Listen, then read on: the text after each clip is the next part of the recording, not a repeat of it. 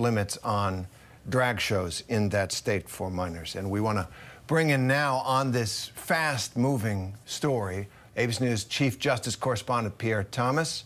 So, Pierre, I wonder if I can just ask you once again, you know, as you look at the pieces of the picture coming together, what do you see? Well, the thing that stuck out at the press conference, Terry, is the notion that police know so much more, that this was premeditated, that there's a manifesto, some writings that they're focusing on now, that they found maps of the school, that there's evidence that there had been surveillance of the school. So the fact that this was premeditated, not some spontaneous thing that happened at that school is devastating news to hear, chilling news to hear, quite frankly. The fact that they are identifying the shooter, they have a name, they're doing a deep dive on her background.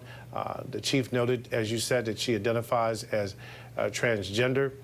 They're not quite ready to talk about what, if any, role that played in the shooting, but obviously the law that you just mentioned is on everyone's mind as a potential reason for what happened here.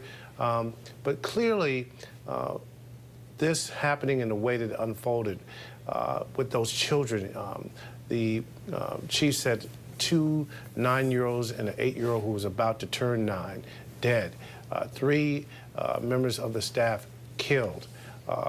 Just those images of those children being let out of the school. Unfortunately, this is something that is now happening across the board, with mass shootings being of the level and the nature that we're seeing, 128 so far this year. Sadly, death came to that small town church and a school that only had 200 and some odd students. As Police Chief John Drake said, they said, when we send our kids to school, we expect them to go there and learn and come back safe. And more, as you know so well, Pierre, that doesn't happen. You know, schools, they lock down, they do drills. Our children are aware that they essentially live in a combat zone when they're in American schools, or any school could become one, let's put it that way. And I do want to get to the police response here in Nashville. It seems to me that the officials there are pointedly noting the rapidity of the response, the way they engaged. They didn't pause. They went to engage the shooter when they heard the gunfire on the second floor. I think they're drawing a sharp contrast with the response in Uvalde, Texas. And it probably did save lives. Terry, there's no doubt about it. And you have to look at what happened in Uvalde as perhaps an aberration. Since about 20 years ago, and I think Brad Garrett will confirm this, law enforcement has had the attitude and been training that patrolmen, whoever gets to the scene who has a gun, must go in and confront the shooter, period, full stop. And many people say that what happened in Uvalde was not only tragic, but just beyond irresponsible. Some have used the word cowardly as well, that you cannot leave babies, children, at the mercy of a shooter for any period of time, that you must engage and you must continue to engage to save lives. The chief pointedly said that the person was armed with 2 assault-style weapons, a rifle and an assault-style pistol and a handgun, had significant amounts of ammunition. And again, the fact that this person came hell-bent on killing people meant that if they did not stop the shooter, that person would have probably continued to shoot. So that response, the fact that the chief has pointedly been signaling that this was the intent, that he hoped that this would never ever happen in his city, but that if it did, this was his expectation, that the officers must go and respond. And clearly that message had gotten through.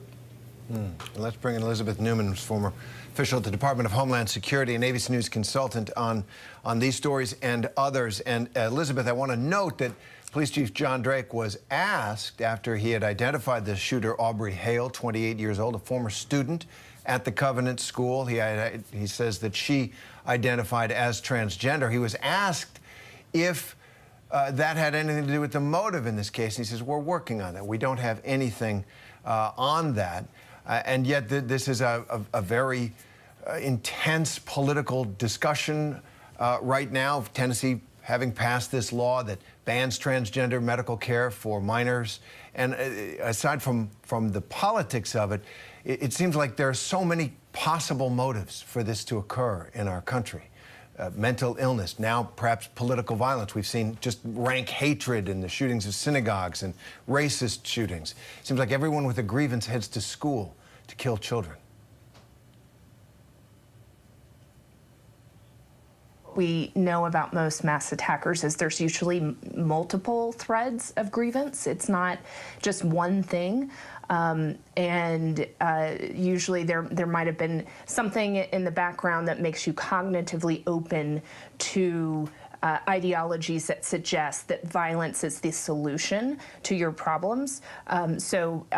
Clearly there's an aspect of personal connection here.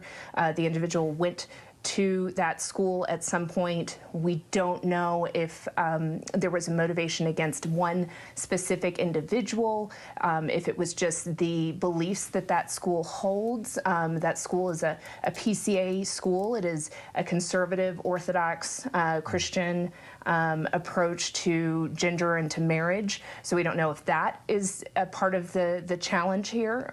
We don't know if perhaps the real focus was, as you suggested, what has been going on in the state of Tennessee, and this was just an easy target of opportunity because she was familiar with it. That's what the investigators are digging into, and sadly, sometimes we get so fixated on the motive because we really want to know why. It's so hard for us to understand how somebody could be just so lost that they think they should take the lives of third graders. So we're like desperate to know why, and I understand that human instinct. The need though is for us to be recognizing that this individual had a series of things that were signs and indicators that they were not well. I mean, if you have detailed maps, if you have a manifesto, somebody in their life probably knew something was off. And we don't know yet if anybody made a phone call or tried to get them help. Like, we still need to see what else may have happened in the lead up to this event. But the answer is not in trying to pinpoint the ideology or the motive. The answer really is about figuring out how to identify people before they're about to act violently and get them help. Intervene. Let's manage their threat level. Let's manage them and get them help well before we start losing kids. And this happens too much. We've got to find a better way forward. And the mayor of Nashville, thank you, Elizabeth, John Cooper, spoke briefly at the top of the briefing that Nashville officials held, and he voiced just